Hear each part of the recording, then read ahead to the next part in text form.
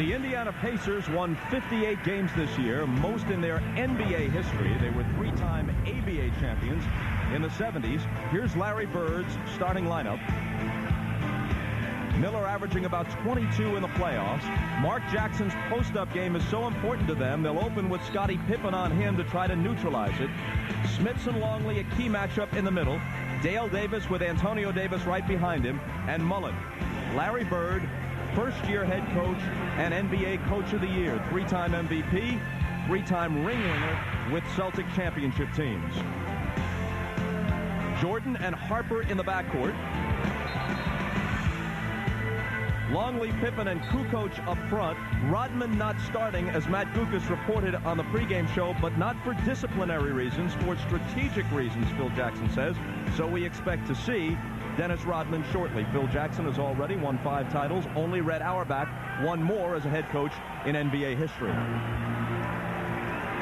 Rodman heading up the tunnel, but that could just mean, Zeke, that he's off to ride the bike to stay loose. Yeah, Rodman likes to stay loose, and he knows that he has to keep himself warm, and that's how he gets himself ready to play. Bob, I think what you might see here is Tony Kukoc taking Dale Davis away from the basket. That's the reason maybe Phil Jackson started him, and then come in with Dennis Rodman to match up against Antonio Davis, who's a very strong player coming off the bench.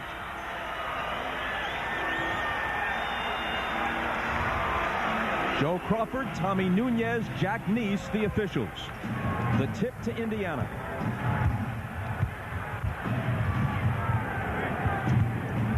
Harper is on Miller to start.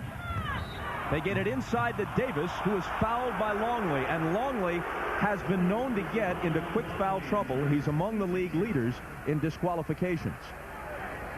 Well, that would really hurt them because he's really the only big body that they have as a center. You do not want Rodman having to play a heavy dose of minutes at the center position. Miller from Jackson. Way off.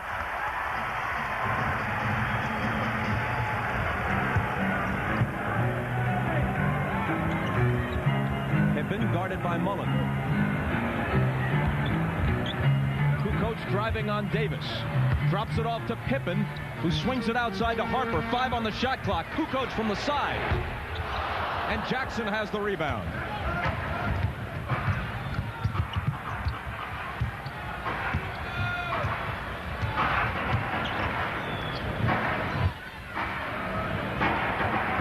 Michael on Mullen as advertised. This time down the floor, Harper has Jackson, runs him around a Smith screen, then Rick gets it back and cans the 20-footer. Now that's where Smith is really dangerous at, because he can step outside and knock down that 15-footer, which will bring Longley out. Pippen head fakes Mullen, takes it into the lane and misses. No way Mullen can stay with Pippen's quickness, but that time Scottie couldn't finish it. Dale Davis staying with it. Early offense, very critical to the Indiana Pacers. If they will clean up that defensive backboard, they'll be able to run. They'll look for quick threes in transition. You saw Dale Davis right to the front of the rim. This is a very interesting thing because very seldom do you see Phil Jackson ever call a 20-second timeout or a full timeout this early in the game. Well, that gives us an opportunity to hear from Phil Jackson. As you may know, Dennis Rodman, who spent a long time, according to all reports, celebrating his 37th birthday on Wednesday, was late to a Friday practice. He worked out on his own, didn't work out with the team. Here's what Phil had to say about that. Dennis is the only person I know that his birthday usually is celebrated over a week. It doesn't start at a day. It's usually a week-long celebration. It's just forever. And everybody joins him in the activity. So, I mean, they rented the bus and they partied for a few days, and I'm not sure how much activity actually went on in Chicago, but I think it was mostly in the Midwest. Between here, St. Louis and Detroit, I think is where the major stopping points were.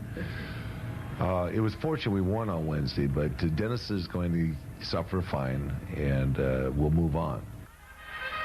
And we move on with Harper shooting an air ball, and Davis takes it. So Rodman kind of barnstorming his way through the Midwest in celebration of birthday number 37. Jackson on the run, wild shot, no good, and Kukoc has it.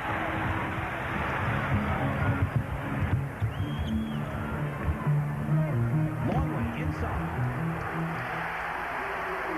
Chicago's first basket comes after 2 minutes and 15 seconds. You see the philosophy there. Rick Smits got in front of the post, but no weak side help. Just lobbed the ball over to Longley for the easy layup, and then forced into a jump ball here with Mark Jackson and Pippen. But see, no weak side help here at all, Bob. Smits gets in front.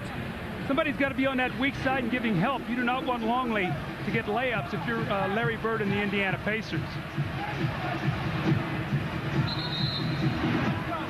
Mullen and Harper jostling for position, and Jack Neese coming in to say, hey, come on, knock it off.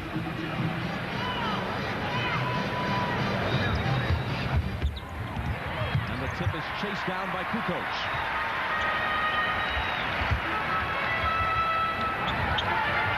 Pippen, double team, hook, off the back iron.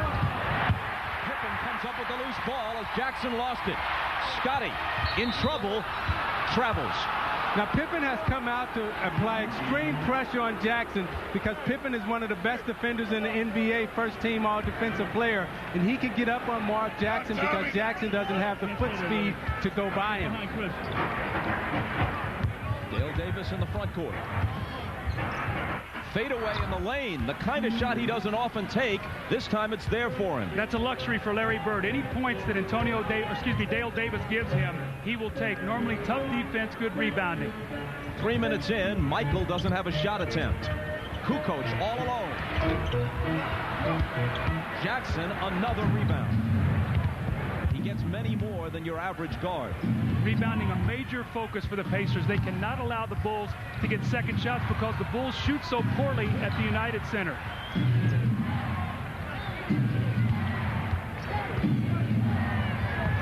Mullen, and a whistle for an illegal screen set by Dale Davis. To back up your point, Doug, the Bulls have not shot better than 46% in any of the 5 playoff games in this building.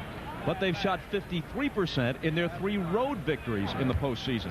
And you saw on that last play Reggie Miller do something that he's not known for, Doug, and that's blocking Michael Jordan out. He took him completely out of the play.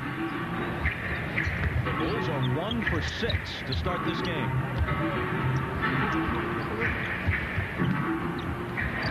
Longley with Smits up on him.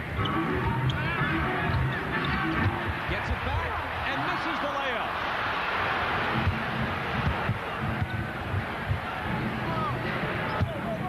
Mullen, the dish to Smits.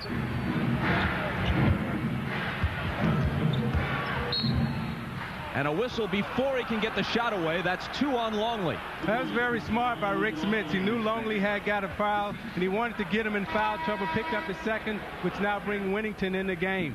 Smits put the ball on the floor and made him have to move. Now, Phil Jackson likes to put Tony Kukoc on Smits. Let's see if he puts Winnington on him. No, he's going to put Winnington on him, but he likes that matchup because Kukoc uses quickness and fronts him and causes him problems.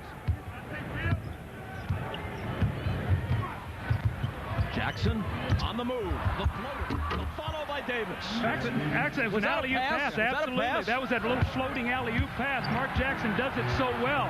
And what opened it up, Doug, was the seal by Rick Smits on Winnington.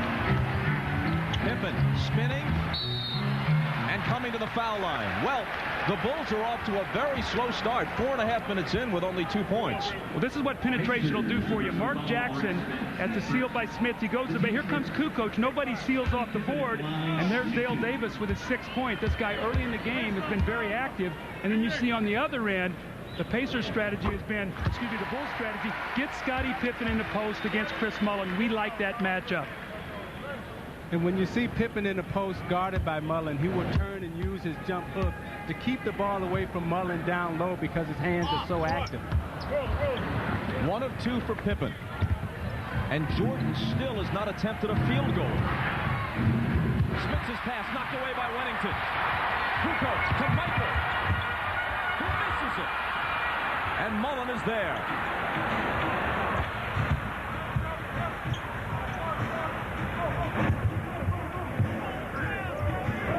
Smits is begging for the ball in the post against Winnington. Jackson all the way, and now Davis once again. Dale Davis has 8 of their 10 points. See, Mark Jackson has the complete package. He's figured out how to go into the post and get people shots, and he can penetrate on the lane. So when you take his post game away, he's quick enough to go by you and drop it into Dale Davis for the lob. Wennington tried to hit Jordan. Michael wasn't looking, but Wennington touches his own jersey as if to say, my fault, as the ball was knocked away. Now watch Pippen gamble, and Jackson will go by. He draws the defense, throws it right up to the basket, and Davis is there for the dunk.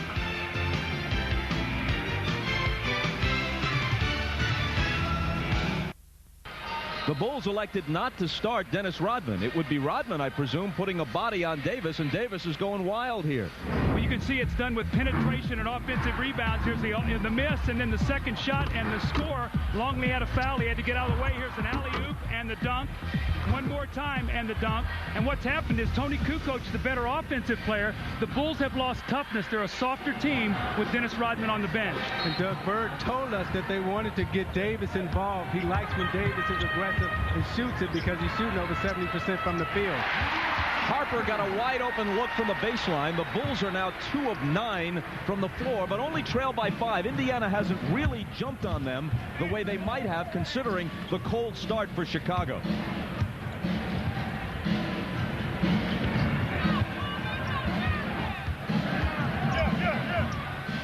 Davis deals to Mullen. He tries to find Smits, but the Bulls break it up.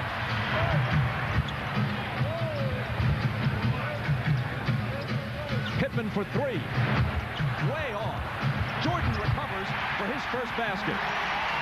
Bob, what you're seeing here, Tony Kukoc is staying up the floor. He's trying to double team and get the ball out of Mark Jackson's hands to throw to Dale Davis, trying to slow him up every possession so that it'll make them use clock.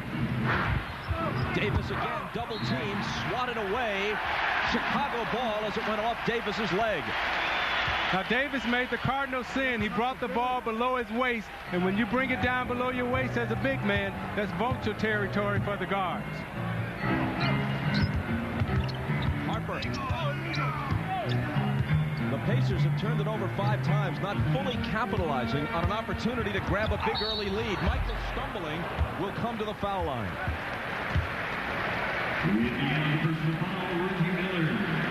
These are the kind of points you don't want to give Michael Jordan. These are easy points. Chris Mullin tries to block him out. Michael right there for the opportunity score. And now these are the kind of baskets that you've got to make him work for. And you could see Indiana not going to give him anything easy. They're going to make him earn them at the free throw line. The foul was on Miller, his first. Michael averaged 29 points in 4 games this year against the Pacers. Scotty didn't play in the first one, averaged nearly 23 in the other 3.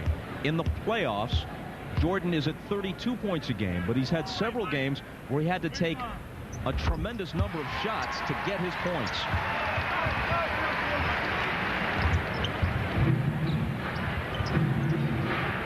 Chicago back to within 1. You can see the Pacers have worked against their press offense, broke that nicely. Whistle away from the ball from Joe Crawford. Foul is on Wennington, his first. Reggie Miller went to set a screen on Wennington, and as he sets a screen, Miller holds his position, and you see Wennington with the arm in the head. Pippen on Jackson. Smits, long one, overshot it. Michael tips the rebound to Harper, who fires it ahead to Wennington, who can't quite control it. They blow the break opportunity. Now they'll set it up. Michael. Harper battling for the rebound, and a foul on the play. See, Doug, I think it's important for Chicago to be able to score in transition because Indiana is such a good defensive team, just as Chicago is, that both these teams need to take advantage of their opportunities when they're in the open court. Well, as this series goes along, maybe the team that wins early offense will win this series because we know they're both excellent half-court defensive teams. Chicago turnover. Miller tried to lay it off for Jackson, and the Pacers give it right back. Kukoc, touch pass to Harper, and on an 8-0 run, the Bulls have claimed their first lead.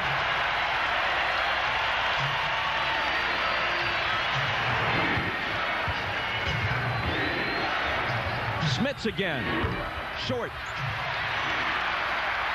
Kukoc flings it to Pippen, who was fouled. That negates the basket. Jackson getting him with the body, but Scotty will shoot 2. It's so important for the Bulls to score in transition. You see the turnover and deflection and the pass up court. Now watch the touch pass back to Harper as he lays it up for the dunk. Isaiah, that's the early offense that you were talking about. And Ron Harper, a lot like Dale Davis, those are luxury points for the Chicago Bulls. Rick Smits, not your typical low-post center. He's more of a guy that likes to step out and shoot the ball. You see here the little open jump shot. He misses it. Next possession down the floor. Little high screen roll. They roll him out. The same open jump shot. Isaiah, he must hit that little open jumper. He's not going to be the low-post guy they need. He has to hit that medium-range shot. As you see in the second round against the Knicks, following the 1 Knick victory, when the Pacers put the series away, Smits really stepped it up. Smits reminds me a lot of Bill Laimbeer, a center that I played with. He can step out and hit the outside shot. The only thing that Smits has that Laimbeer didn't have was he had the inside game to complement it. Rodman is in for the first time after almost 8 minutes. 1 of 2 for Pippen. Loose ball battle. Rodman with the save. But take it away. He stepped on the line, so the Pippen basket is negated. And you see Rodman come in right away and give the Bulls a big energy push. Miller. Reggie Miller ties it at 12. Did you hear the sigh in the United Center when that shot went in? It's, oh no, not Reggie. First basket for Miller in this first quarter. Harper on the run. And the bank shot goes in and out. Derek McKee, wearing number 9, is in for the first time for the Pacers. Very versatile player. There's his first touch. The Smits for the hook. That's the inside game that Smits possesses, which makes it so difficult to guard him.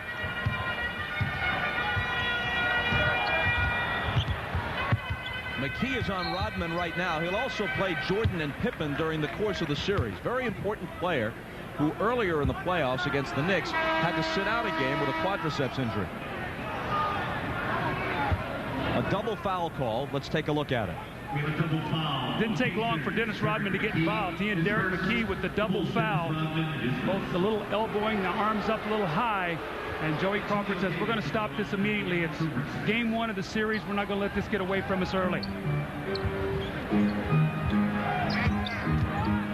Michael spinning through 2 defenders. And can't finish it. A quiet first quarter for Michael Jordan.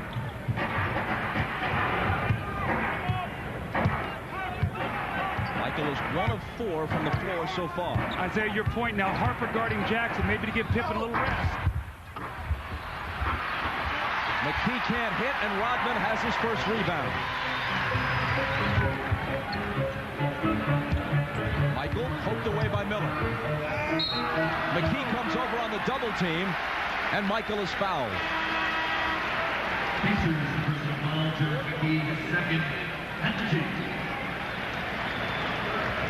I'm sure Larry Bird and Dick Harder will be going online to MSNBCSports.com for the inside story of the playoffs, Bill Walton's game previews. You can also email Bill your playoff questions, see who's in John Sally's spotlight, and click on NBA Showtime video features. The inside look at the playoffs at MSNBCSports.com.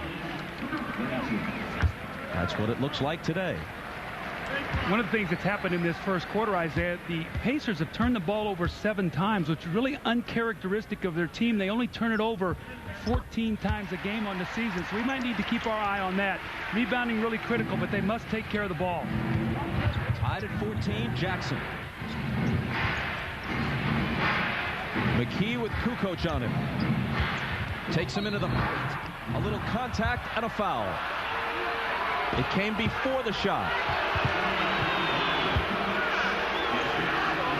Kukoc doesn't think so. Pacer ball from the side. It was Tony's first. When you don't play with a lot of physical contact, when you do, they call a foul on you. Tony not known for putting his body on people. Jackson to Mullen out of the corner, the quick catch and shoot, and an uncharacteristic air ball for Chris Mullen. Second in the league this year behind Seattle's Dale Ellis in three-point shooting accuracy. Michael misses the turnaround. You know, Doug, I talked to Jordan before the game, and I asked him how was he going to score against the Pacers, and he said he basically would let the game come to him. I think right now he's searching, trying to figure out how he can score against this tough Pacer D. Reggie Miller misses the three, and Pippen is there to clear it.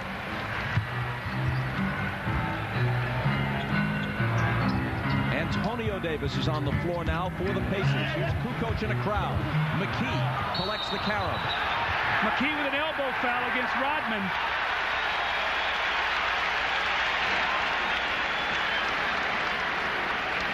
And Derek McKee off the bench has picked up 3 quick fouls. You see what Dennis Rodman is doing, though? Every rebound, he's getting up and he's contesting. He's not letting them outlet the ball quickly, Isaiah, and he's frustrated him a couple times. That time, Derek McKee got his elbow up high, and he got the elbow foul. That's 8 turnovers now here in the first quarter.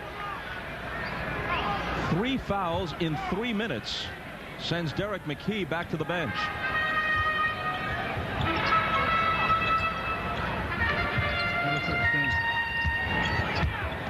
Pippen to the left hand, swatted away by Antonio Davis. Here's Reggie Miller sprinting ahead.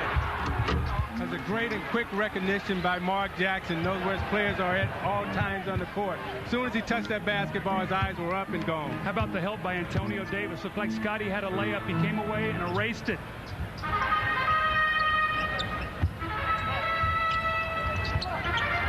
Jackson on Harper.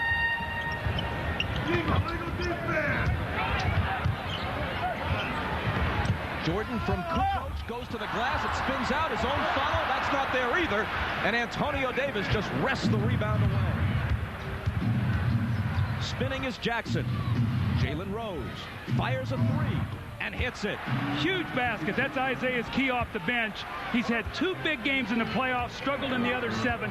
They need him today. He's a long, athletic, rangy player. They need him on both ends of the floor. Rodman wrapped up by Jackson. He wasn't going to give him the layup. Instead, he takes his second foul and maybe a technical. See if they call a technical on Rodman. He threw the ball back at Mark Jackson. I thought Joey Crawford was going to call a technical. He did call a technical. Watch Rodman now. He takes the foul, and watch what he does. He throws the ball in Mark Jackson's chest. The officials are saying we're not going to allow this to occur. So Reggie Miller goes to the line to shoot the technical. This is the 3rd technical in 9 playoff games called against Dennis Rodman this year. Last year, he had 16 technicals and 3 ejections in the postseason. A more important difference. Last year, he led the league averaging 16 rebounds a game and only averaged about half that in the playoffs. This year, he's averaged 15 rebounds a game and actually has upped it a bit to just over 16 so far in the playoffs. For the most part, he's been with the program in these playoff games. And again, the Pacer philosophy, no layups. Rodman had a layup. Mark Jackson came over and took the foul, Isaiah. They're going to make them shoot free throws. That's how they beat them in here in April. No easy baskets. You know, I played under Dick Harder when he was in Detroit, and he went to Miami, and his philosophy is no layups. They're going to trap all screen and rolls, and they're going to make you beat them from the perimeter. Pacers by 4. 30 seconds remaining. The rookie from Kentucky, Mark Pope, has come in after the foul trouble of Derek McKee. This is Travis Best, their backup point guard, who brings it across.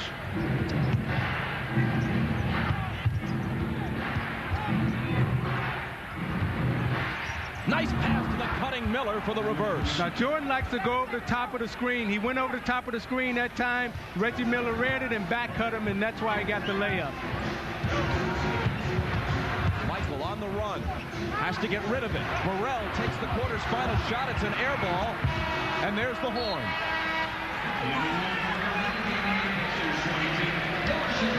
Michael Jordan just 1 of 7 in this period. The Bulls 4 of 21 as a team.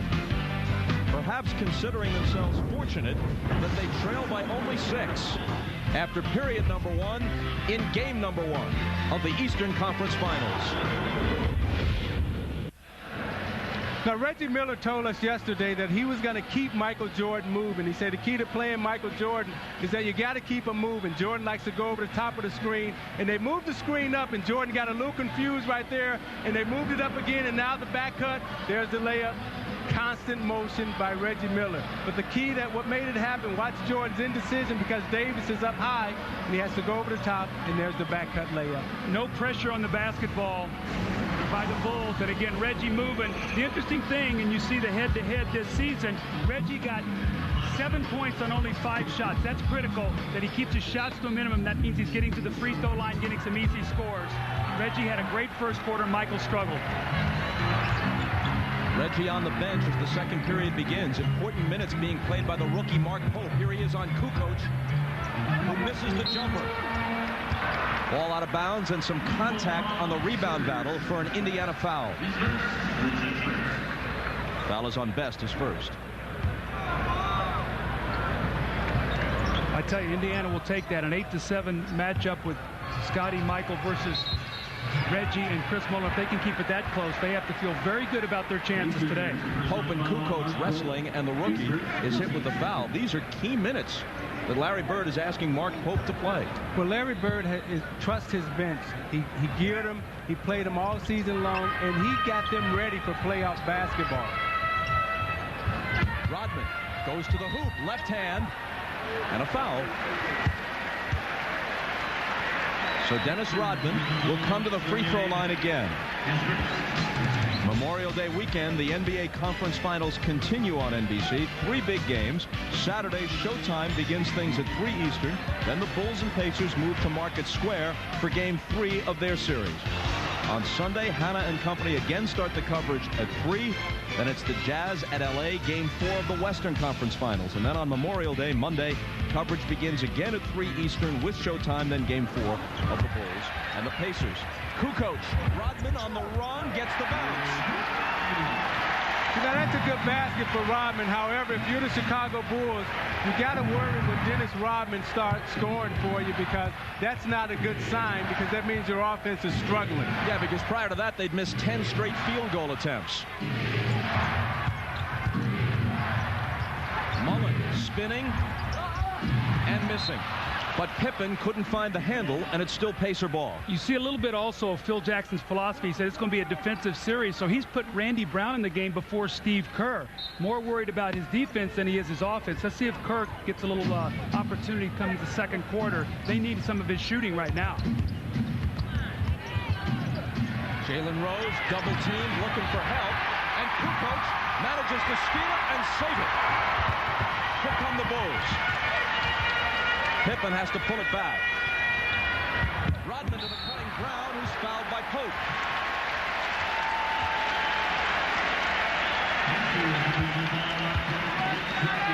Now, Rodman has come in and given the Bulls the energy that they were lacking. You see, he follows up his tap here. Now, watch the two-handed pass. He'll catch it, he'll get it. Watch the fundamentals. Two-hand bounce pass, Randy Brown for the back cut layup. You know, Doug, the thing about Dennis Rodman that a lot of people tend to overlook is his great fundamental base, his two-handed passing, his foot pivoting, and that's the thing that I think what makes Dennis so successful, plus his energy drive. Well, in the triangle offense, you need big guys to be able to pass the ball, and passing is one of his greatest assets. He and Longley, both terrific passers for big men. Despite the fact that the Bulls have shot the ball atrociously, Indiana's lead is only 2. 8 first-quarter turnovers really hurt them. Travis Best scores on the run.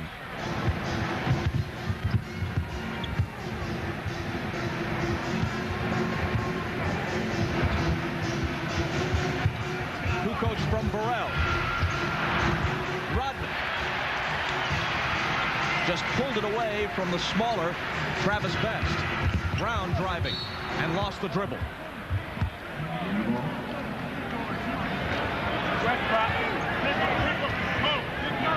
You look at Travis Best, pretty well cut and muscular. It's not that he's exactly weak, but Dennis Rodman is one of the strongest guys in the league, and he just pulled that ball out of Best's grasp. Now Rodman gets in front of the pass and saves it into Brown. Kukoc leads Pippen.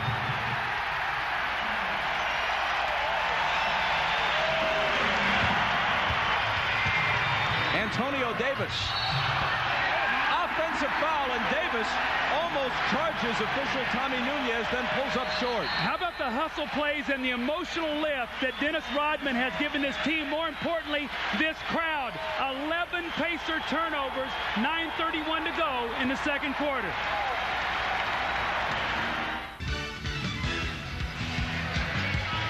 Now, Dennis Rodman won't give you many points, but what he does supply is defense, energy, and hustle. You see him tap the ball and run it to his old friend, Larry Bird, say, how you doing?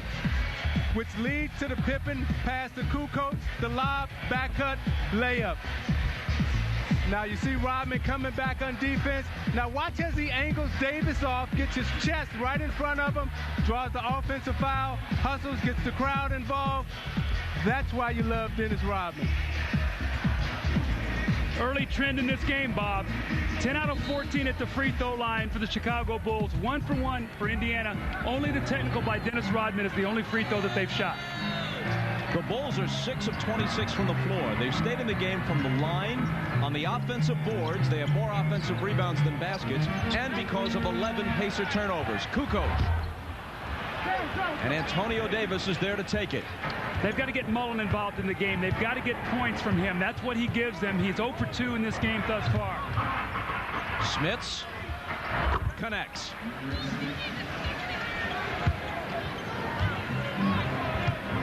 Pacers lead it by 4.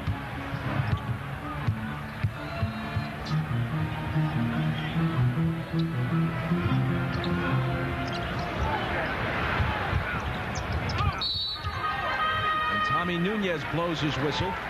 The energy level hitting a bit of a lull here at the United Center. The Bulls have managed to stay in the game, but they haven't done much to get the crowd energized. Well, what's happened, Bob, is that Indiana's defensive play and their pressure on the perimeter has taken Chicago out of their rhythm. And Chicago's spacing right now is really bad on the triangle and the triple post. They need to go in at halftime and probably regroup, and I know Phil Jackson is going to address that. At halftime, Hannah Storm hosts the NBA Draft Lottery. Good reason, therefore, to stick around for the halftime show. The foul was on Travis Best, his second. Brown makes them both. And again, Indiana's lead is trimmed to 2. Antonio Davis obliterates Randy Brown with a screen, and Jalen Rose hits the jumper. A Wayne Embry, Wes Unseld style screen. I mean, he just splattered him. You're dating yourself, Bob Costas. Which is never a good thing. Pippen misses an open 3, and Smits protects the rebound. Rose, nowhere to go, dishes it back out to Mullen. Jalen Rose into a crowd, tries to muscle it off and can't hit. Randy Brown sprinting back the other way. Pull-up jumper. And Rose pulls it in for Indiana. Weaving his way out of the backcourt. Here's Travis Best. And Best puts it down to give Indiana a 6-point lead. Indiana is doing an excellent job in transition defense. Every time Chicago gets a turnover or a missed shot, Indiana has 4 guys back. Longley was wide open, and Pippen didn't miss it. Antonio Davis a little slow on the rotation. Rick Smith extended out about 40 feet from the basket on the trap. Could not get back to Luke Longley. Jalen Rose. And Pippen has it.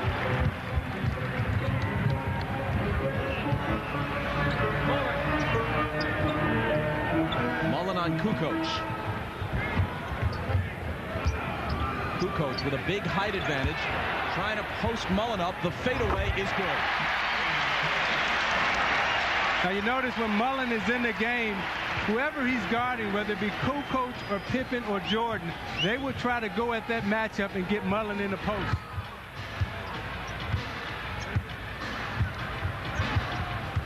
Best around a Smith screen for the jumper that's short. Stay right here, says Joe Crawford. There's a foul, which we'll sort out after the commercial. You're watching the NBA on NBC. The Bulls trail by only 2, 30-28, and it's a wonder. Jordan, Pippen, and Kukoc 3 for 20. The rest of the team 5 for 11. And Michael has missed some easy shots today in the paint. I don't know if he's rushed him. You see the layup there that he misses.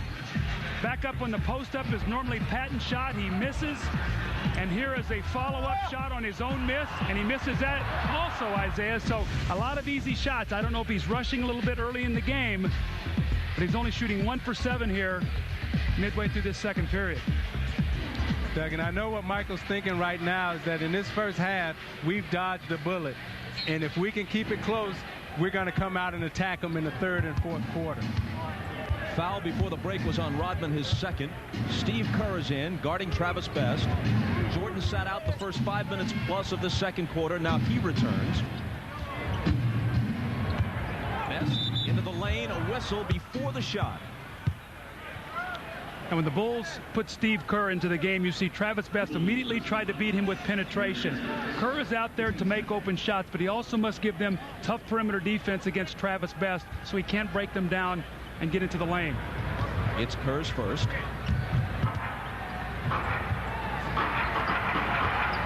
Harper on Miller. From behind a screen, a three. Isn't there. Loose ball battle won by Harper.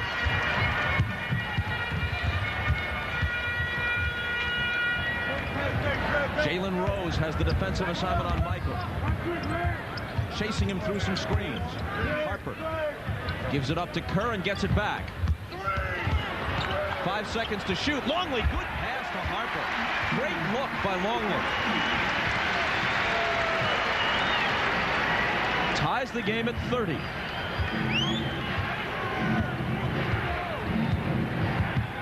Travis Best right now, you got to be thinking, I got to get the ball to my big guy Smith, either through penetration or on the post-up.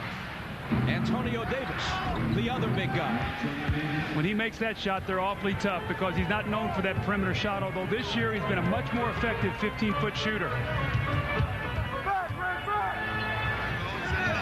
Longley, Rodman, knocked away by Rose, who fouled him.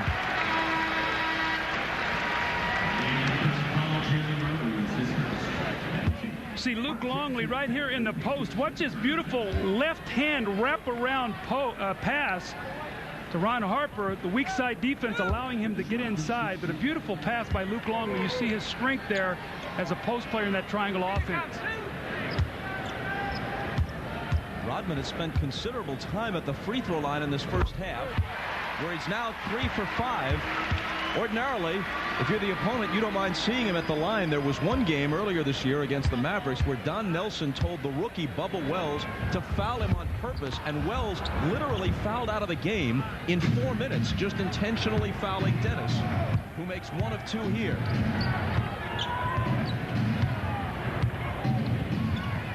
Miller slicing through.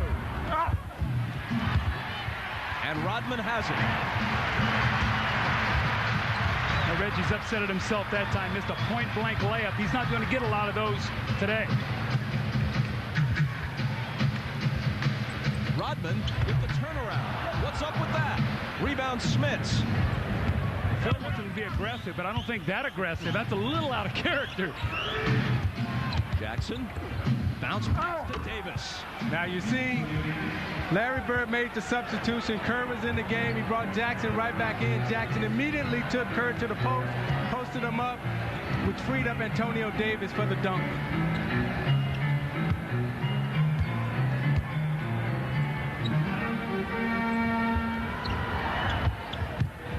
Here's Michael. With Rose getting right up on him. He splits Rose and Smits, but still can't finish it with the layup try. Ice cold first half for Michael. Rose drives on Kerr, who bumped him.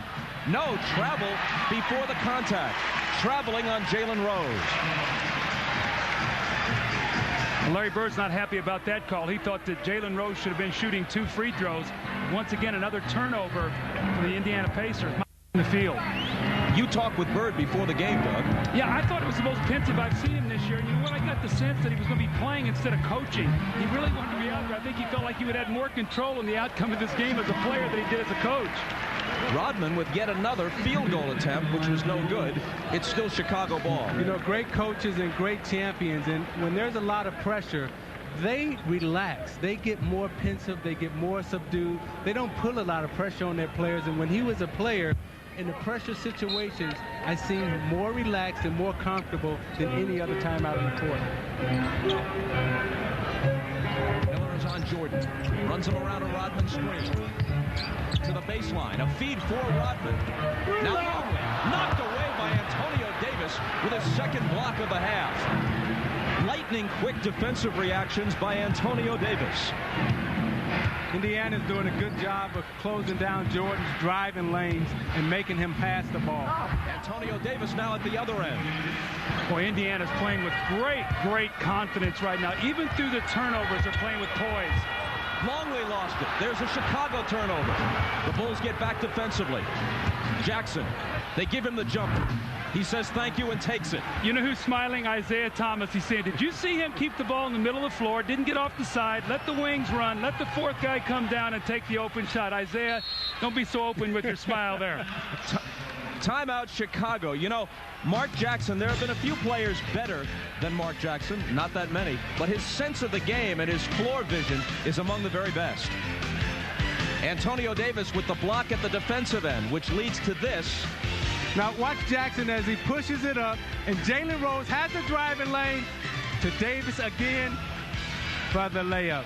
Now the thing that Doug alluded to that I love the most about a point guard, keep the ball in the middle of the floor, be patient, let Smith go through, it drops back, hit the free throw line, Jay, just like they teach you in high school.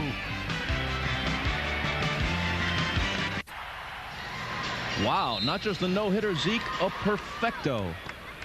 Zip. Wells, a big student of Yankee history, signed with them partly because of his love of Babe Ruth, especially happy that it happened in the house that Ruth built. Here's Wennington as we resume, missing the open jumper. But Harper is there to give them a fresh 24. Wennington again. Same result. Rodman.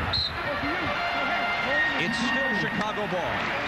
Chicago is shooting 9 for 38. The Pacers 18 for 33 at 55%. You look up only a 7-point lead.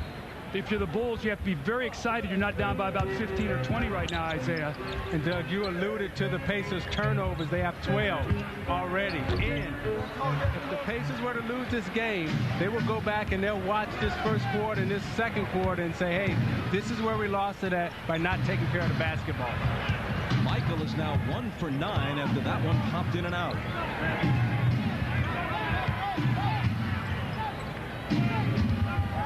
Rose over Michael. Loose ball battle, Rodman and Antonio Davis, and eventually it winds up in Pippen's hands. Pull-up jumper. Nothing but blue shirts underneath, and Indiana has it. Bob, you know, the Bulls have talked so much about shooting poorly in here. It could become a mental thing. When they get home, they could talk themselves into shooting poorly. Smits, Jackson gets it back, fakes Wennington, lays it in. Well, Phil Jackson and some of the Bulls players say the rims are tight. The depth perception here is not nearly as good for them as it was at the old Chicago Stadium. They shoot better as a team on the road, but seldom do they shoot this horribly anywhere. I don't think this is a mental thing. I think this is Indiana's defense, and I think credit has to be given to Indiana.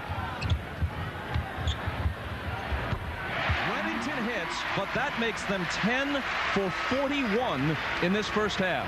And that may be one of the few open looks that they've had today. And Scottie Pippen is going to spend a lot of energy every time he comes in the game and chases Mark Jackson or hitting him with screens up the floor, whatever. This will take its toll in the second half. Rose working on Jordan, challenging him but missing. Antonio Davis has it knocked away and Harper takes it. Last minute of the half, Pippen on the move. Rodman follows in emphatic fashion.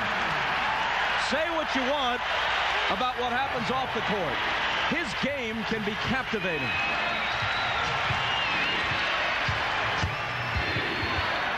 Jackson around Pippen, misses on the run. And play is stopped for a foul. Let's watch Rodman. Well, the free throw line and offensive rebounding have kept the Bulls alive. Pippen with a strong drive. and he dunks this ball so quickly. Very fortunate there. If you watch, he hangs on the rim with his left hand. That could be a technical foul if the referees call that. But at the other end, the foul is on Dennis, and that's his third. Game clock overlapping the shot clock by about 4 seconds. Miller may have traveled. Crowd thought so. Jackson misses the three. The Bulls have 8 seconds. 2-on-1 break. Rodman from Pippen.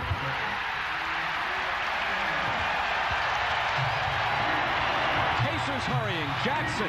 That's it. The first half ends with Indiana in front by only 3.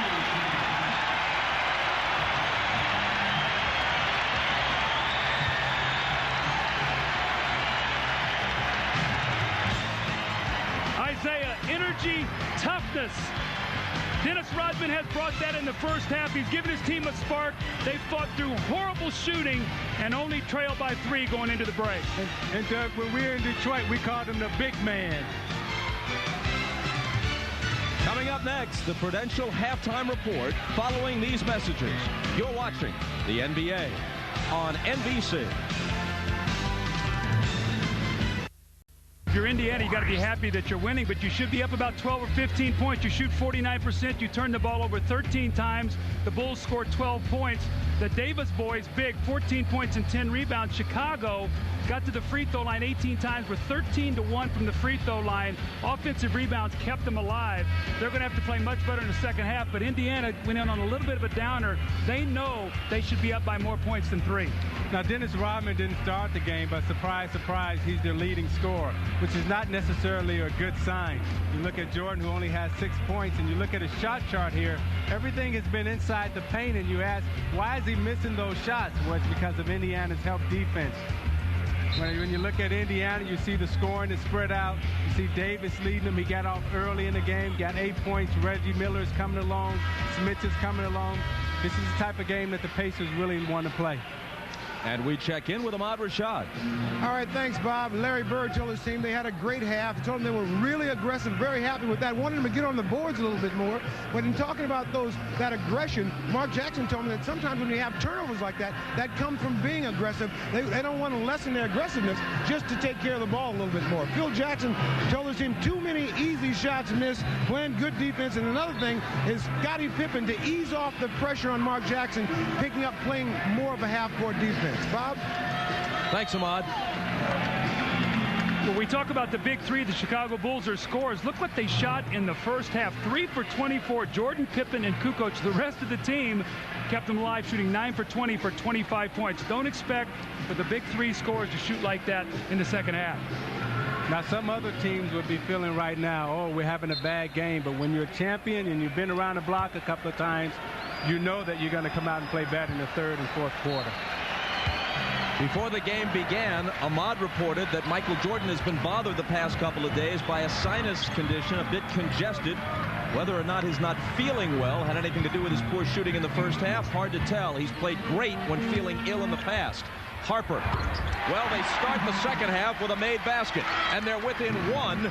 It's an 8-0 run dating back to the end of the first half. The Pacers had led 40-31. Let's go to Ahmad again. Not just yet. Here's Michael with the steal, and Chicago with the lead.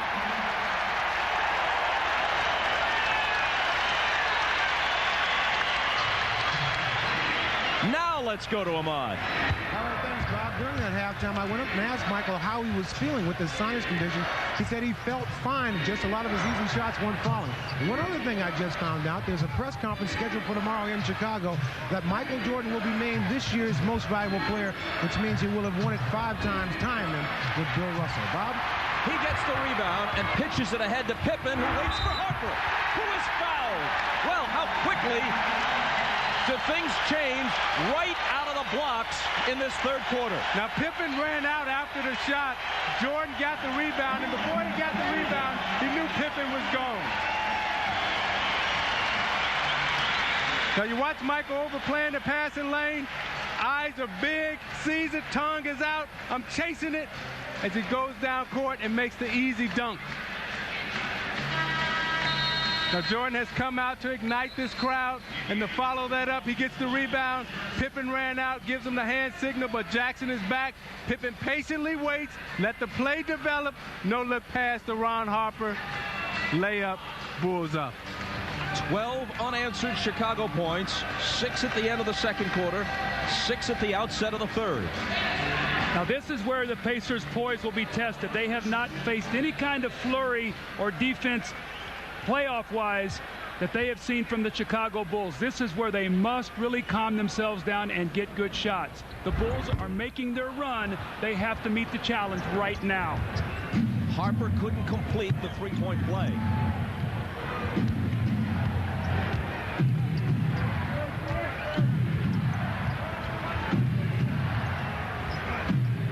Pippen on Jackson. Dale Davis on the drive. Swatted away by Harper, who fouled him. That was a smart foul by Ron Harper. Dale Davis is not a good free throw shooter. Had an easy dunk. Harper came over and clobbered him. That understates the matter. Davis, in this postseason, 14 of 31 from the foul line. The rest of the team in the playoffs is shooting 83% at the line. When you reference that 83%, Bob, that goes back to Larry Bird and his belief that, and that goes all the way back to Boston, that they believe that in order to win championships and to win games, you must get to the free throw line and you must make free throws. Which Dale Davis didn't do. He missed them both. It also helps that Rick Smits, who's one of their best players, a great free throw shooter. Mullen is one of the best, and so is Reggie Miller. Michael finds Longley, and he travels. Well, when the other team is on a run and you have a chance to slow them, both in terms of stopping the clock and getting free throws, it hurts to miss them both, as Davis did.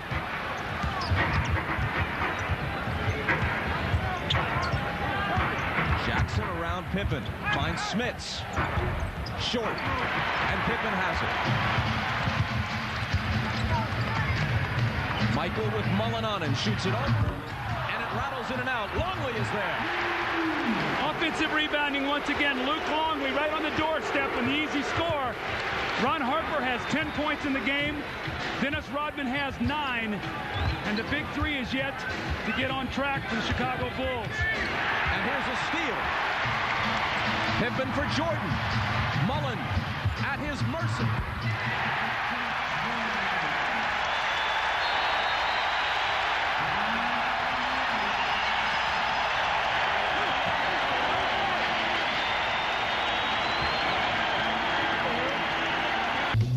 Miller Genuine Draft presents even more basketball. The Bulls are on one of their patented spurts right now that they create with their defense, with their great energy, with their hustle. Michael Jordan is going to miss the shot, but Luke Longley right there for the offensive rebound. And he sticks it back in. An easy 2 points. And then the fast break by Michael Jordan. He got a steal, remember, early and got himself a dunk. This time, the little wheel and deal, the whirling dervish move in the lane. And the MVP of this season once again drops it in to give his team a 7-point lead. Part of the reason why he is the MVP for the 5th time and why his team is the odds-on to win a 6th championship is that both he and the team are resilient. They were both way off their usual standard in the first half, but they bolt out of the blocks in the second half to extend their run to 16-0. The Pacers led 40-31, now trail 47-40. Smits can't end that run, and Pippen has it. And we note that that look inside the game is brought to you by the Miller Brewing Company. Smits shoving it back in Longley's face. $1,000 donated by Miller to the Thurgood Marshall Scholarship Fund.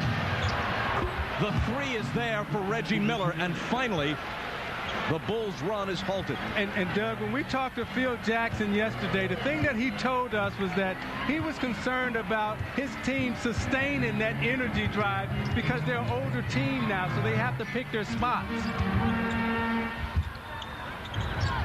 Michael from Pippen, spins baseline. Got it! After hitting 27% in the first half, the Bulls have made 6 of their first 7 here, and the only miss was put back in. See, when you're making this push right now. You can't let them break your spirit. You've got to hang in there. You have to know they're a team right now that depends on these kind of surges.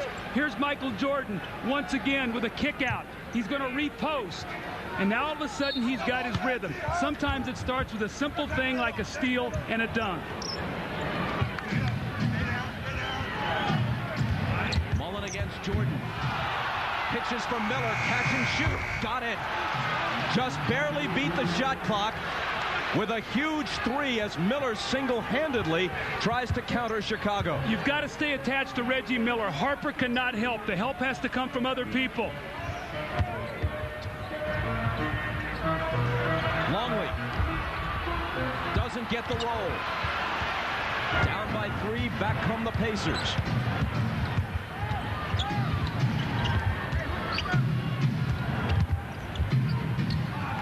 Mullen can't tie it.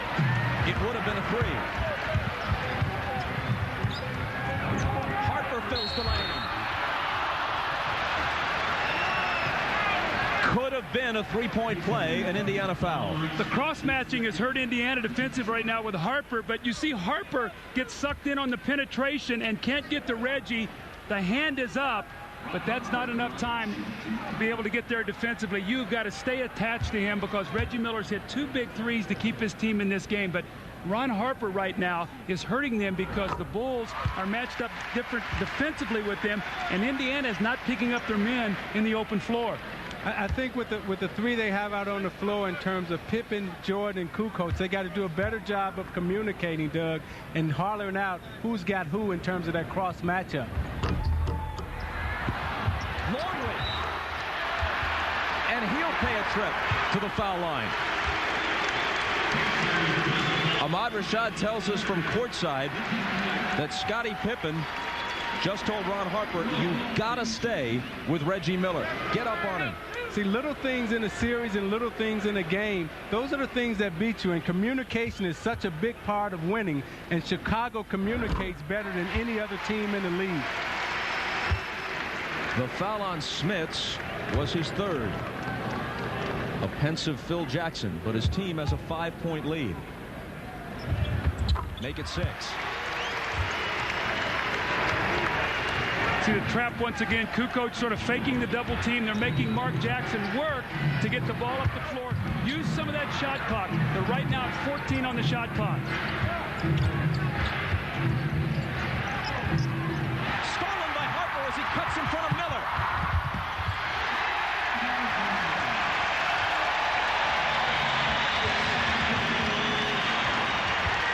You know, Pippen is a monster defensively. I mean, he's like it's like Lawrence Taylor out there playing defense right now. He's all over Mark Jackson. This is sort of memories of 1991 when the Bulls played the Lakers, and Pippen did this with Magic Johnson up the floor. But you see Harper chasing, staying attached to him, comes into the passing lane.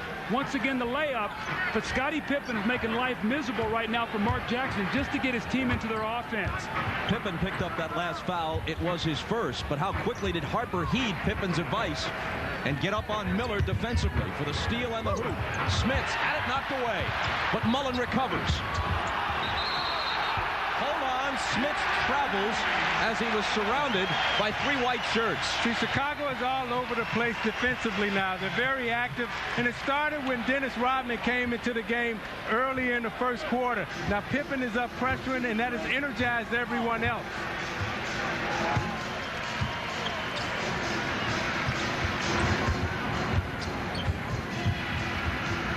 Jordan. That one pops out for him. Here comes Jackson, pushing it up the floor. Pippen catches up with him.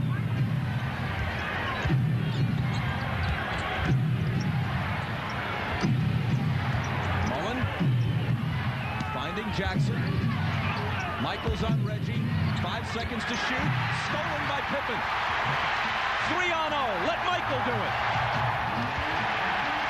Doug, the look on Scottie Pippen's face and the way he's all over Mark Jackson. Oh, my.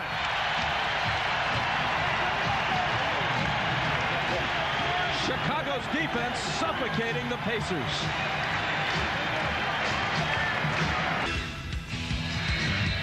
Chicago Bulls defense at its best, led by Scottie Pippen. The man is everywhere. You see him right here on the floor, and just watch his presence. He closes in on the penetration. He gets back out to Mark Jackson. They close in on Reggie Miller. He digs back, knocks the ball loose. He gets the steal, and he throws ahead to Michael Jordan. But here's Scottie Pippen once again, electrifying this crowd with his defense. The hard work to Scottie Pippen on that play, the glory to Michael Jordan. And don't believe Michael Jordan doesn't know it. Look at it, says, Scottie, thanks for being my sidekick. Listen to the crowd at the United Center. Since the last 2 minutes of the first half, the Pacers have only 2 Reggie Miller three-pointers. That's it.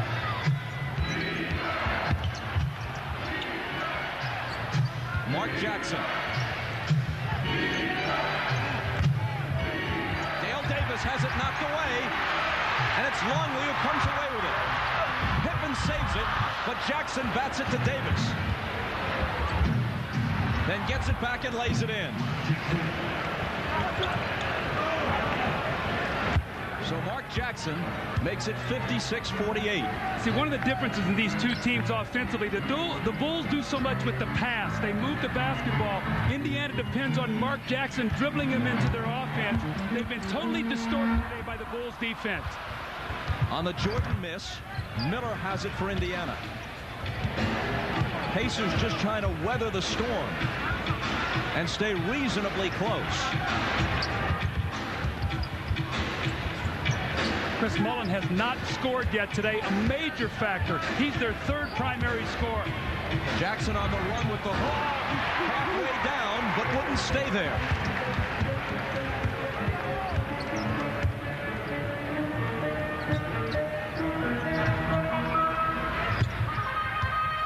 Pippen stumbles, but holds on.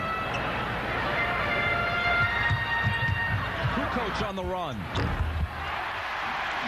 See, now you see the spacing of the Chicago Bulls. In the first half, they were bogged down. Everything was congested.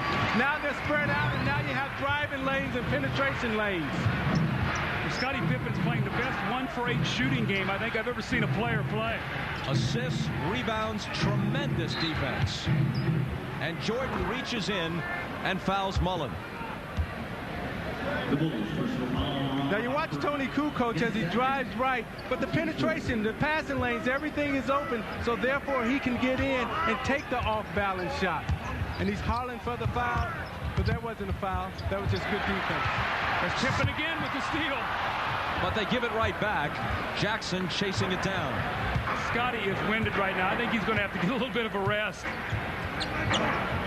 Miller, catch, shoot, miss. Rebound Longley. How disheartening is this if you're Indiana as the Bulls ask for a 20? Jordan's 5 for 16. Pippen's 1 for 8. Kukoc is 2 for 8. And the Bulls lead by 10. Pippen is winded.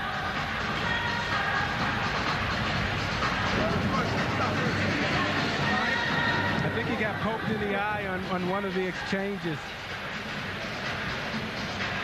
Well, you see the numbers there. 12 offensive rebounds to 4. Steals 15 to 4. So that's 27 possessions to 8 there if you want to break it down. That's 19 more possessions with those two statistics. Points off turnovers 20 to 8. The difference in the game right now is 10. So there's 12. And then the free throw shooting plus 15. And when you talk about a champion, Doug, that's how they stay in the game. You know, Jordan wasn't shooting the ball well, but he gets into it defensively with his steal. Backs Mullin down, and as Bob said, no help for that.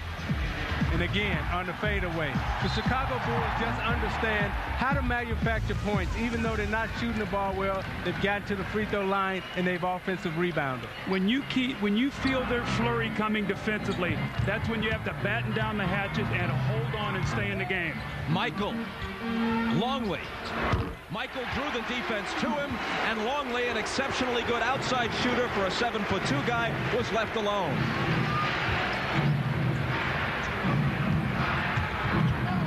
Miller slices through, but doesn't hit. Michael to the hole. doesn't do it as often, but he can still explode.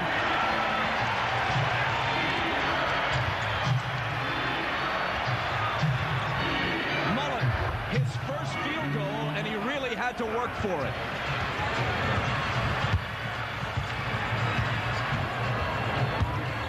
Michael feeling it. Longley, same deal, but this time he couldn't finish. Longley left alone, same spot on the floor, and Michael finding him again for the open jumper.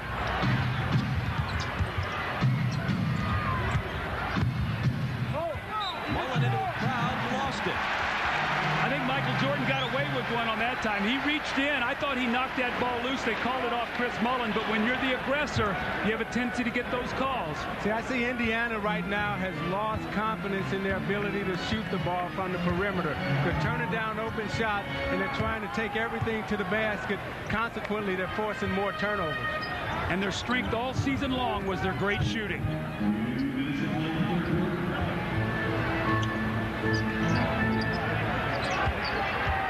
Kukoc over Mullen. And board position for Antonio Davis. Kukoc into the passing lane. Fouled by Davis.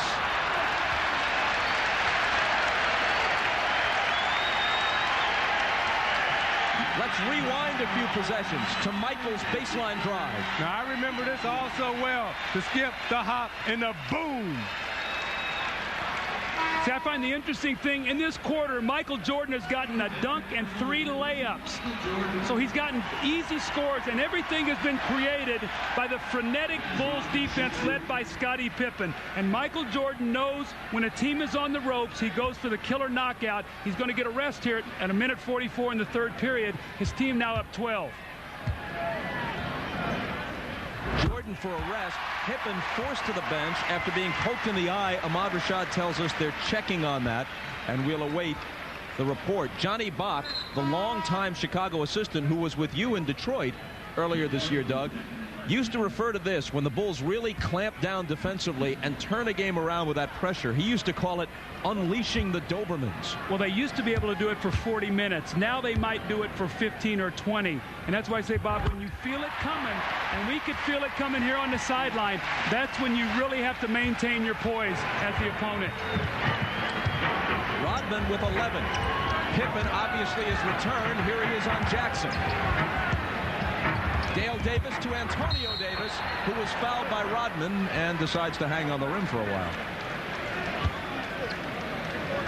Tuesday on NBC, a special 1-hour season finale of Mad About You, then big surprises in the 1-hour season conclusion of Frasier. It all begins at 8, 7 Central Tuesday on NBC. So, Doug, you can't allow your guard to be under this type of pressure that Scottie Pippen is putting on Mark Jackson. One of the Davis boys, either Antonio or Dale, must come up and set a hard back screen to alleviate some of that pressure. You can't let your guard go through that type of pressure for 48 minutes. And if you look at their other perimeter players, other than Jalen Rose, you wouldn't consider a Chris Mullen or a Reggie Miller a guy that you could have handle the basketball a little bit. They're really not great ball handlers, so much pressure on Mark Jackson to get his team into their offense. And, Bob, if you remember, when we did the Charlotte series last weekend, one of the things Dave Cowan said, he said, we've got to be able to initiate our offense. I think you can see the big problem today that Indiana's had. See, Indiana and Charlotte both play out of a box set. They have a one-guard front. And Chicago plays out of a two-guard front, thus enabling them to pass the ball. Pippen couldn't find the handle, and that led him to travel. The foul a moment ago was Rodman's fourth, but he stays in the game. Longley goes out, and Burrell comes in. Last minute and a half now of the third quarter. A third quarter in which the Pacers have thus far managed only 12 points. Jackson blocked by Pippen, but Scottie fouled him. His second. See, that time Scottie Pippen expected a screen and roll, and Chicago likes to send everything baseline. There was no screen. Mark Jackson thus was able to roll off and free himself to the basket. As we mentioned in the first half, there have been better point guards than Mark Jackson, but not many. His sense of the game His overall vision of the court, you saw it at the end of that crucial game against the Knicks, where he quickly kicked the ball to Reggie Miller for the open three that really turned that series around. Not too many guys are any better than Mark Jackson in those intangible categories.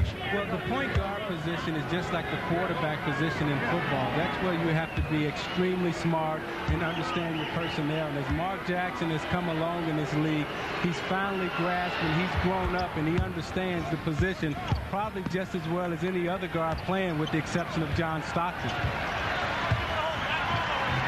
Bulls again by 10.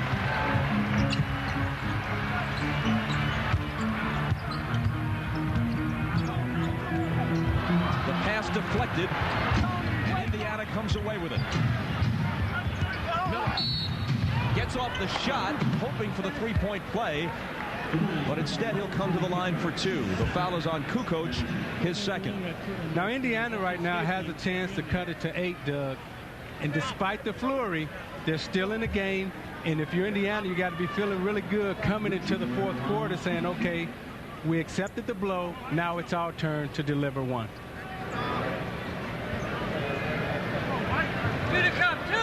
Reggie Miller, a career 24-point-per-game scorer in the playoffs. Has 14 today.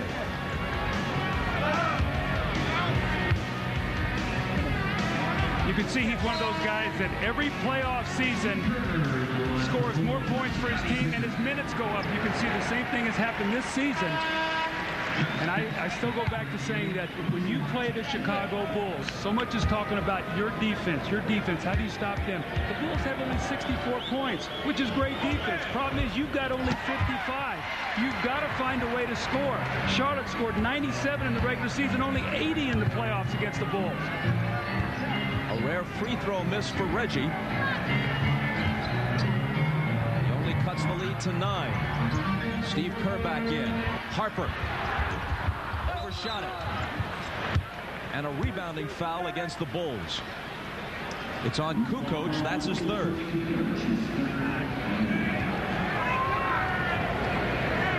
In the first half, Dick Hart helped defense. That's the veteran assistant coach alongside Larry Bird. There he is.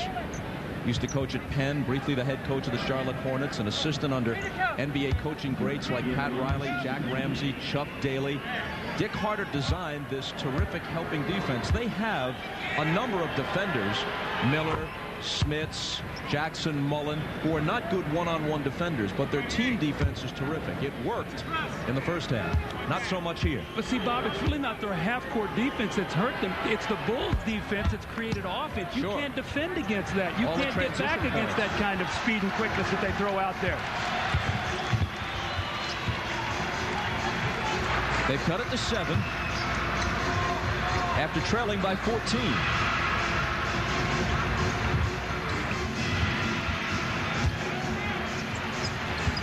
Burrell with 5 on the shot clock. Now Kukoc. Missed it. Out of bounds to Chicago. That's a big possession. If you can get that in your Indiana, you go down and score. With all that's occurred, you're only down 5. Now you give the Bulls a chance to either be up 7 or maybe 9 or 10. Not wanting to risk a 5th foul on Rodman here in the last 12 seconds. Judd Bushler comes in for the first time, and Rodman sits down. Kerr lost it. Scooped up by McKee. Here's Miller. Harper is back. Pull up 3. That's what they want, but they just couldn't get it. Kukoc from half court. How big would that have been if the shot had fallen for Miller? A perfect wide open look. Could have cut it to 4 at the end of a quarter dominated by Jordan, Pippen, and the Bulls. Instead, after 3, it's Chicago 64, Indiana 57, and you're watching the NBA on NBC. Back after this from your local station. Jalen Rose, he's going to run out for the fast break. You see Reggie Miller, 8.3 seconds to go. Now he's going to take the three-point shot, but you see we got a layup here. If he throws the ball to Jalen Rose, it's a 5-point game. He went for the knockout, tried to get the three, and he missed it. Isaiah, I thought it was a bad decision by Reggie in that situation. Well, it was a terrible decision. Anytime you got a chance to score on a 2-on-1 fast break, you take that opportunity, particularly at the end of the quarter. And those are the things that the Chicago Bulls understand because of the experience that they had, and Indiana is still trying to learn that. Indiana has the ball as the fourth quarter begins. Here's Derek McKee. Fadeaway, overshot it. Rodman claims the rebound. See, that's how important that is. You had the first possession of the quarter. You had that one. If you could score on both of those, it's a three-point game. That's how games turn.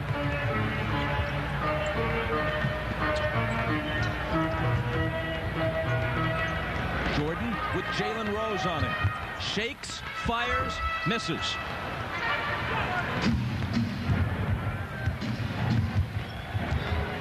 Travis Best. To McKee, who went out early with 3 fouls and has played only 4 minutes since. Shoots over Jordan.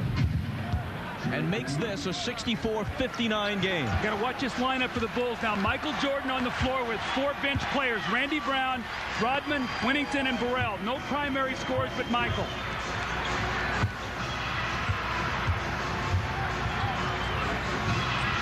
Gets rid of it to Burrell, who misses badly. And a loose ball foul may be on Rodman. If so, it's his 5th. Yep. So now Dickie Simpkins enters the fray for the first time. Rodman goes out with 10:41 remaining after picking up his 5th. If you're the Pacers, you've got to make a push right now with the lineup that the Bulls have on the floor.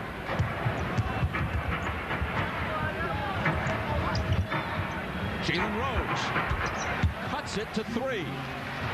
See, when you talk about mental toughness, the Indiana Pacers are showing their mental toughness right now because they're believing in what they're doing and they're sustaining their offensive attack and defensive attack, and they didn't get out of their game plan.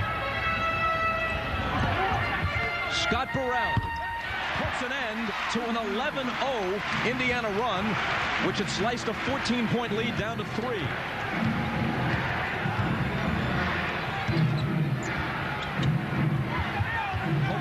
From Best from behind, but out of bounds off Chicago, which stops the clock with 9:53 to play in the fourth. Bulls up by 5.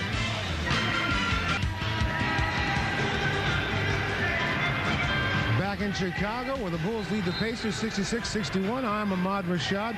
Moments ago, Scottie Pippen took a shot to the left eye, had to leave the game. He did go back into the game, but since then, he's been sitting on the bench.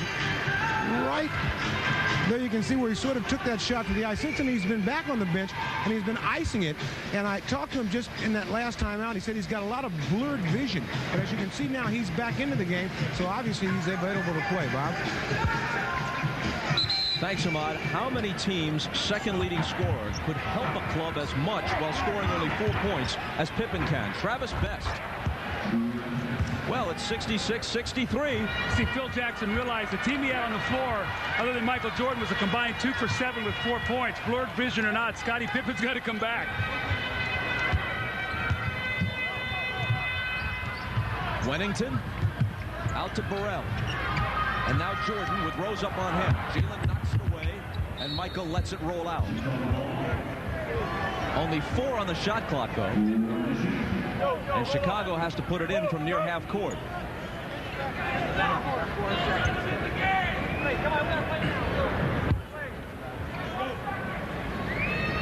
Pippen has to hurry. McKee knocks it out. 3 seconds on the shot clock. Brown out. Steve Kerr in. Another shooter coming on the floor, so I think Phil Jackson realizes he's going to have to score some points here. The defense is not going to win this game. He's going to also have to score some points. Michael beats the shot clock, but shoots an air ball, and therefore it's a 24-second violation. He thought he was fouled. Yeah, he got away with a hack there. He definitely was fouled on the play, but the official missed the call. Not often that Michael doesn't get the benefit of the doubt, but that was the case there. You watch what he'll do the next time down the floor. He'll go right to the basket and put the pressure on the officials to call the foul. Indiana down by only 3. Travis Best. Tough off-balance shot, and the follow for Dale Davis. A 1-point game. Travis Best's quickness has given this Indiana team a little spurt right now. And the most important thing for Indiana right now, Doug, is Reggie Miller and Rick Smits is on the bench getting a needed blow.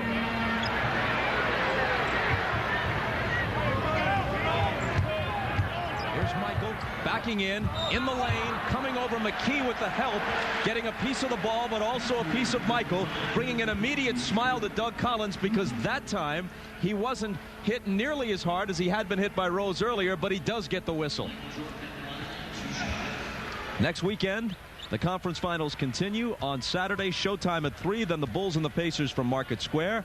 Sunday, showtime again at 3 Eastern, Jazz and Lakers, Game 4 of the Western Conference Finals from the Forum in L.A., and then Monday, Memorial Day, again 3 Eastern time for showtime, Game 4, Bulls and Pacers.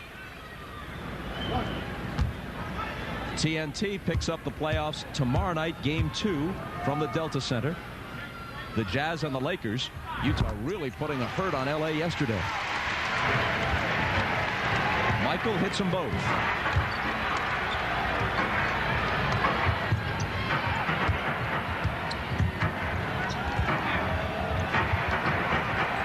Antonio Davis operates on Luke Longley, and there's a foul. It's Pippen who raises his hand. He was trying to get the officials to call the foul on him. Instead, it's Longley with his third, and it would have been Pippen's third, so Luke was really in no greater foul trouble than Scotty. And here's where that free throw line is going to be very, very important. Antonio Davis has made some big ones in this playoff series so far in the first 2 rounds. Not this time. He made 2 critical free throws against the New York Knicks after a block shot, or after an offensive rebound that really sealed Game 2. Stepped up and put the game away. Misses them both.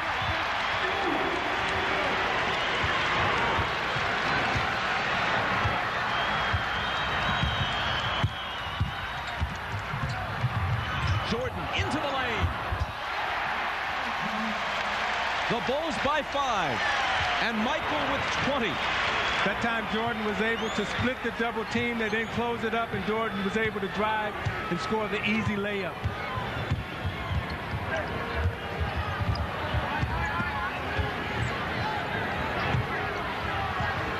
Jalen Rose accelerates on Jordan. Baseline jumper hits the side of the glass.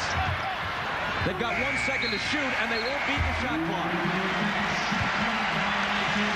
Bob, how often have we seen Michael Jordan struggle through stretches of basketball games, and you said there's no way the guy's going to get 30 points, but yet he always finds a way to get it done. After a miserable first half, he's worked himself into a 20-point game already with 7.5 minutes to go. This is the 167th playoff game of Jordan's career. To the hole, reverse, lost the foul! Burst of brilliance interrupting the point. This is the 161st time in 167 career playoff games that he's scored at least 20, and many of them have been just gorgeous. Isaiah, look what they've done, though. They see the Pacers overplaying. They stretch their offense out. They flash their center, a backdoor cut. That's what happens when you play against the Bulls. They make their adjustments, knowing if you're going to extend your defense, we'll bring our offense out and we'll play against your strength. Now, Larry Bird has brought Reggie Miller back into the game, and Miller now has to take over, and he's got to score some baskets for the Pacers. Offensive foul on Dale Davis. He moved on the screen. Indiana was down by only 1, but now they trail by 8. You see him splitting the double team as he floats down the middle, extends and lays it up. Pippen has supplied the defense, and Jordan is supplying the offense. Steve Kerr misses the 3. Travis Best on the side to the hole. There's contact, and it's a block. Steve Kerr gets looks up in disbelief. He thought that Best would be nailed with the charge, but instead, it's a block. I thought at the last moment it looked like Steve Kerr moved his body. We'll have to take a look here, but see if when he jumps sideways, if he moves over. Looked like he sort of twisted his shoulder a little bit.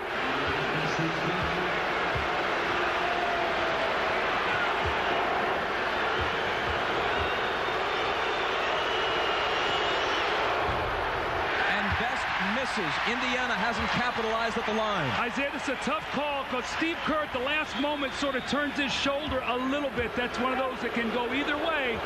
Travis Best got the call on that one.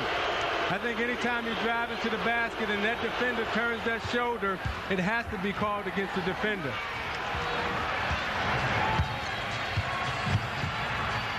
Indiana creeps back to within 7.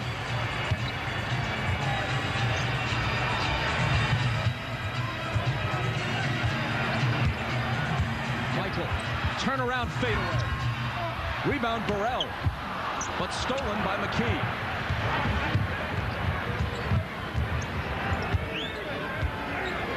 Got a mismatch. Smith is being played right now by Steve Kerr. They've got to go to him.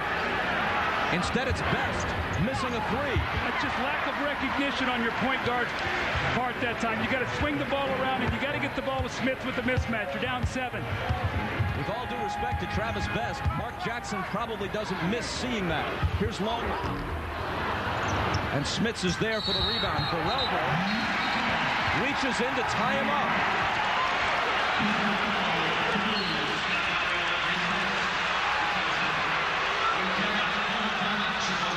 A timeout with 6:08 remaining. And the Bulls up by 7. You're watching the NBA on NBC. Rick Smits is the Pacers' second leading scorer. He's got to be yelling to Dale Davis instead of, you got to get out of here. I've got a mismatch. Let me come to the post against Steve Kerr. Instead, what happens is Davis tries to get out of there. Travis Best gets a little confused, and he ends up shooting the long jump shots. That's a possession loss in a critical fourth quarter. On the last call a moment ago, one official said jump ball. He was overruled. A foul on Scott Burrell. And so Indiana inbounds. Coming up to 6 minutes to play in the fourth quarter. Pacers trail by 7.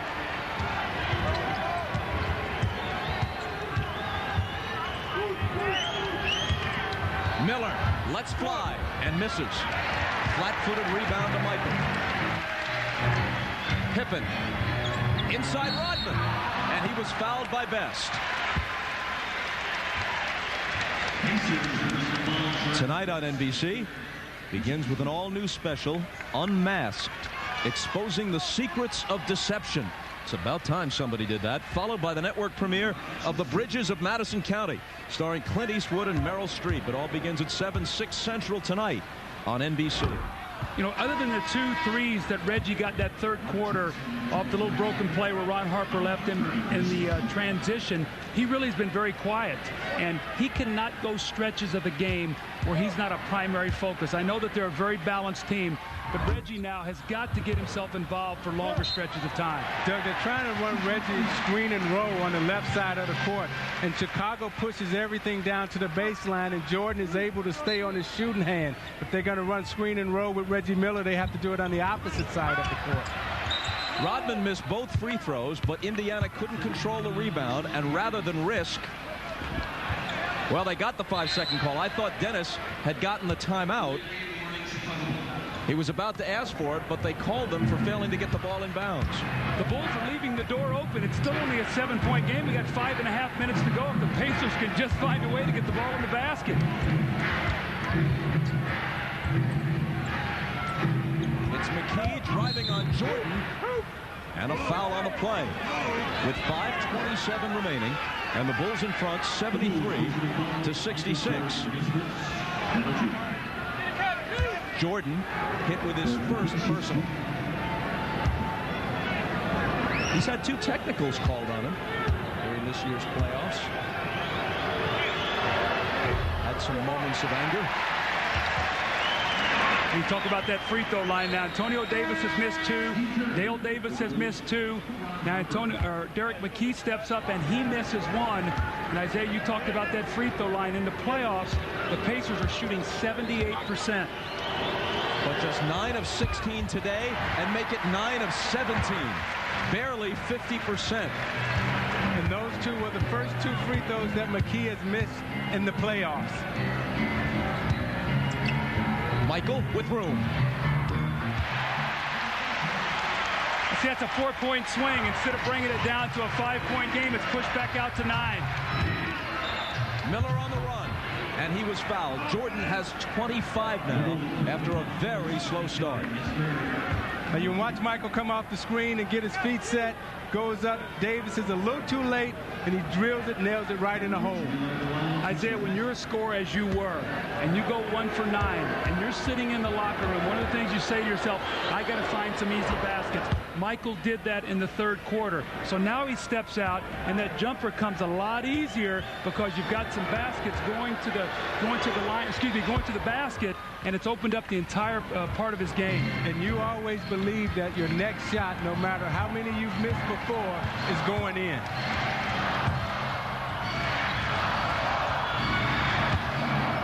Here's his next shot. It's going in, and he's going to the line. See, that's what Dick Harder doesn't want from his defense. If you're going to foul Michael Jordan, don't give him the attempt at the three-point play. You see Reggie Miller, they fighting for the post. Jordan gets him on his back. Now watch Miller slaps down, gives him a little soft touch, and Jordan is strong enough to follow through. Dick Harder wants that foul to be a grab, all out, hold him, don't let him get the shot off. Now Jordan goes to the line with the possible three-point play with a chance to extend this lead to 10.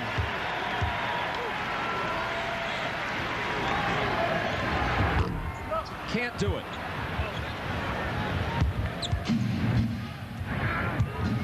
4:45 to play. Trailing by 9. Jackson has it knocked away by Pippen, but it's out of bounds off Chicago. See, instead of Davis running by Jackson like that, he has to turn around and come back and set a back screen on Pippen to leave that pressure. Joey Crawford that time signaled that it was Bulls ball. He meant that it belonged to the Pacers. Phil Jackson's little chuckle knows that Scottie Pippen knocked the ball out. A little gamesmanship, trying to steal a call there. Smits. Michael sniping from behind, literally hopping mad after being called for his second foul. Now, anytime you're a big guy, you don't want to put that ball behind your head. He puts it behind his head, and again, that's guard's territory.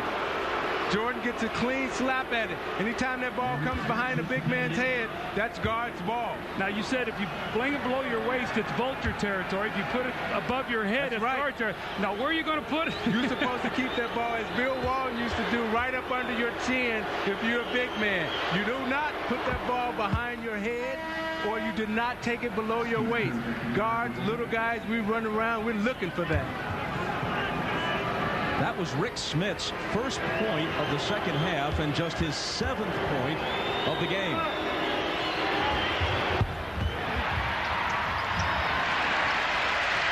And Kukoc comes out of there with it for Chicago.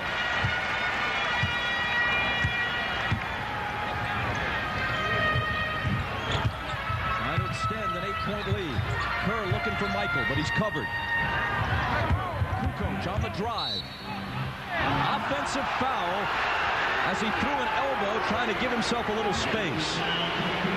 Where Antonio Davis moved his feet so well on that play, funneled Tony to the outside, and as Kukoc tried to turn the corner, Tony pushed him off. You see, it makes him go to his right hand. Tony wants to go left on everything, and then he put out that left arm and got the foul.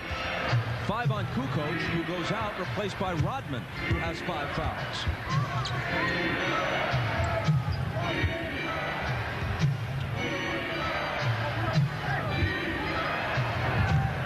Miller fakes Harper off his feet, outside to Jackson. Knocked away from him. And then Indiana has to foul before Chicago can get the break going. See, Indiana has to do a better job of screening. They're passing ships in the night, and they're not setting solid screens. Therefore, Reggie Miller can't get open. Antonio Davis with his 4th foul. You said in the opening, Zeke, that Rick Smits has got to have a big game and a big series for Indiana to have a chance today and beyond. Well, he's been held to 7. I think for the Pacers, Rick Smits has to play well. And the reason why, if you go back to that New York series, the first game he was 3 for 19. He's got to come back and he's got to establish himself in this series, because that's where they're going to have to win basketball games at. Because Jordan and Pippen, they're going to find ways to beat you. Isaiah, along that line, though, they've got to find a way to initiate their offense. Mark Jackson's getting eaten alive by Pippen, so Smits can't get down there and get position because Scotty won't let them get into their offense. Yeah, since Davis is taking it out, he has to come up and set a back screen. We've seen virtually none of Mark Jackson's post-up game today, taken away from him by Pippen. Harper with hustle, but couldn't save it in. Yeah, Phil told us, he said, Mark Jackson is not going to post up against us. We are going to put a bigger, stronger guard on him. We are going to take that part of the game away from them.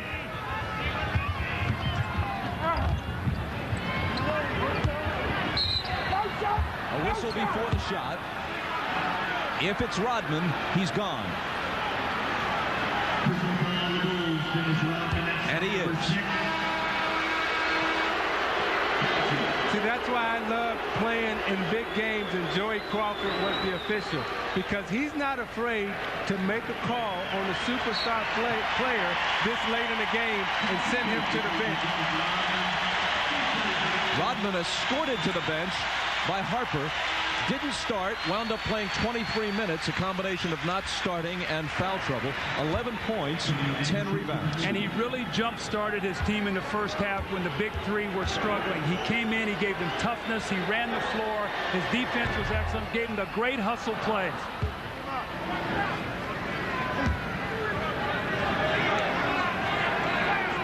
That was it. Number 6 on Rodman.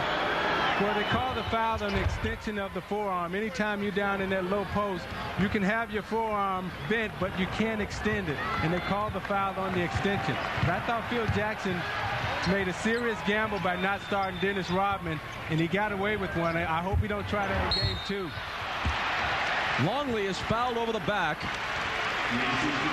It's 4 on Smits.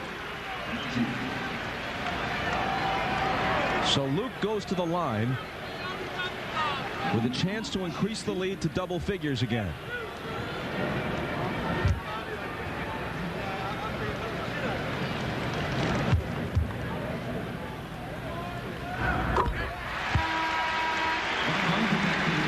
You see the head competition between Smits and Longley. And if the Pacers get any type of game out of Rick Smits today, then this is a totally different ball game. And Longley, who intends to play for Australia on home turf in the 2000 Olympics in Sydney, makes them both. Bulls by 10. Jackson into the lane. Finger roll good.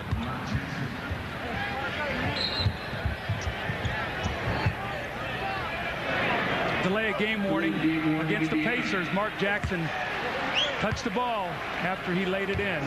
Now, Doug, one of the tendencies that Chicago has is that when they get comfortable and they feel like they put a game away, they'll let up. Let's see what happens these next 2.5 minutes.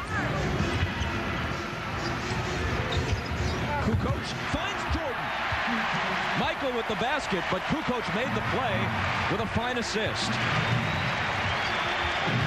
Michael with 29.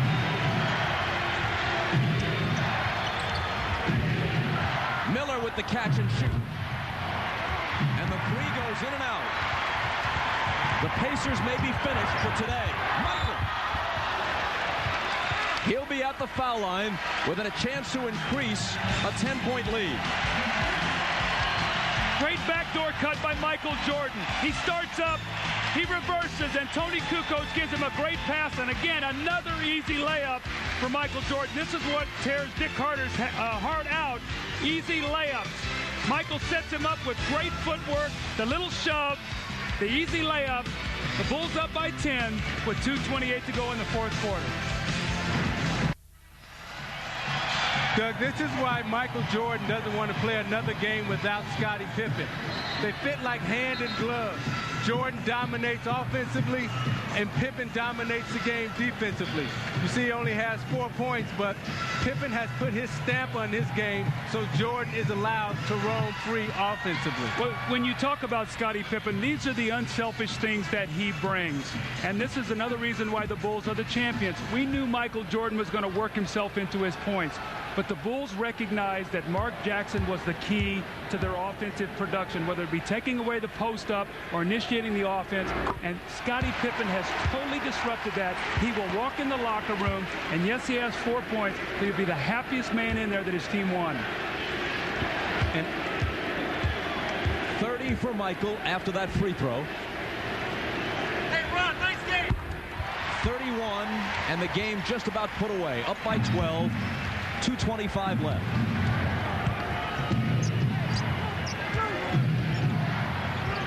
Pippen again all over Jackson.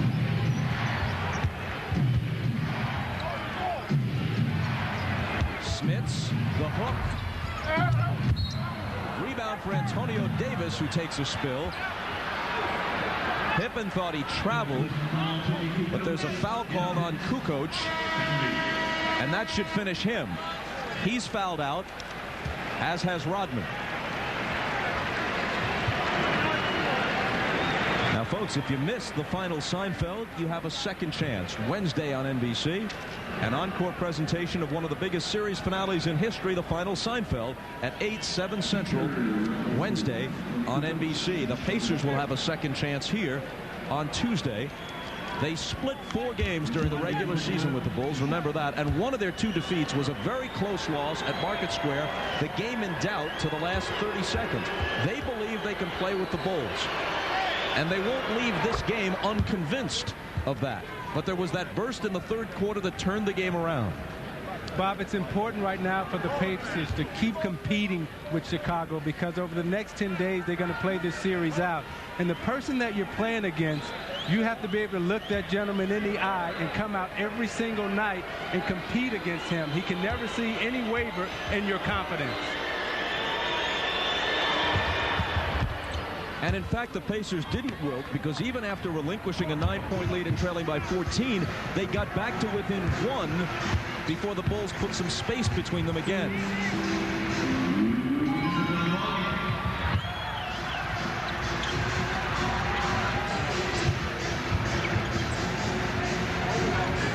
Michael with Reggie on him, trying to make a statement. It's short. Jordan reaches in and rips it out of Jackson's grasp.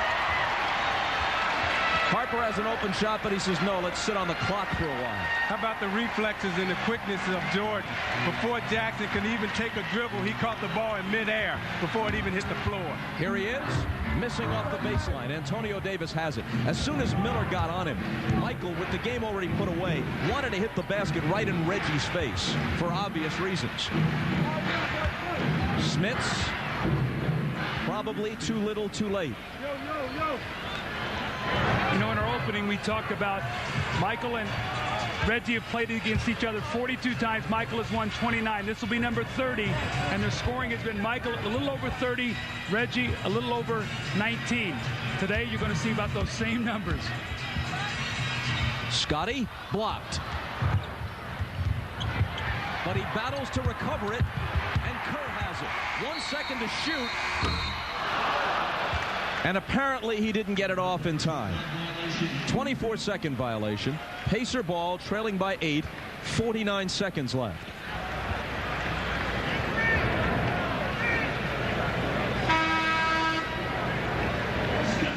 Reggie Miller gave Larry Bird 16 points, at least to this point. Jordan with 31, 25 of them in the second half.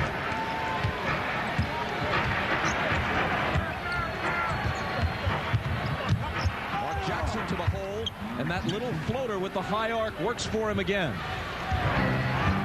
Pacers got to take a foul here. They're down 6. They should foul Harper, make him make a couple free throws, and don't wait for Michael to get it. Now Michael will pound it into the floor and dare them to foul him. Meanwhile, look at all the time going off the clock. Jordan. Longley pulls it in. That finishes the Pacers.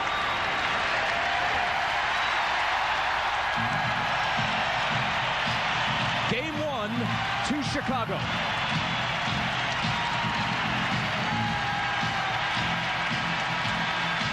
When we come back, Michael Jordan will visit with Ahmad Rashad. We'll also have Scottie Pippen. But for the moment, we step aside. Back to the United Center after this.